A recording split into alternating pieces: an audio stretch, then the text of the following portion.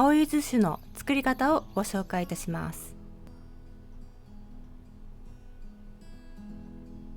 皆さんこんにちは、里山日記です。黄色に熟する前の青柚子で作るお酒は酸味が強いのが特徴です。ビタミン C やクエン酸が多く含まれ、抗酸化作用、疲労回復、美肌、風邪予防の効果が期待できます。青柚子の種に含まれるポリフェノールは木柚子の2倍以上、強い抗酸化作用を持つフラボノイドは木柚子の3倍以上と言われております。お酒に種ごと漬け込むことで体に嬉しい効果を得ることができます。爽やかな香りも楽しめる青柚子酒の作り方をご紹介いたします。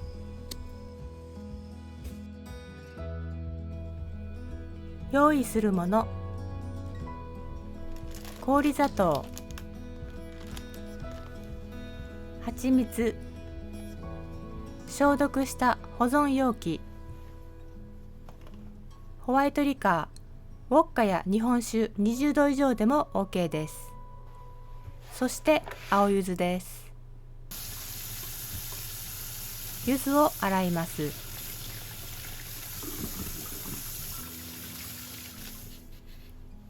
皮を剥き、果肉周りの白い綿をできるだけ取り除きます。青柚子の皮は柚子胡椒も作れます。包丁で切り落とす前にすりおろしても良いでしょ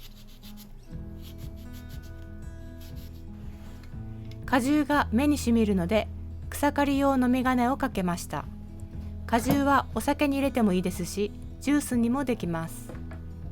手に傷があると果汁の酸でしみるので、心配な方は手袋の使用をお勧めいたします。柚子の量は保存容器の半分の量ほどを目安にします。1リットルの保存容器に対しての材料の分量です。これは2リットルの容器なので分量を調整して入れています。次に氷砂糖を入れます。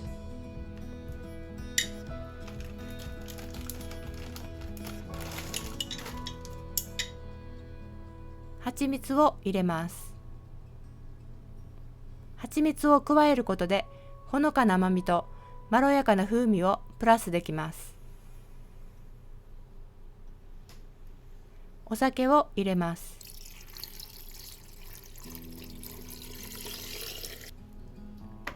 2ヶ月後に柚子を取り出します。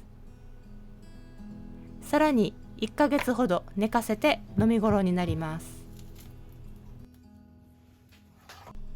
ご視聴いただきありがとうございました。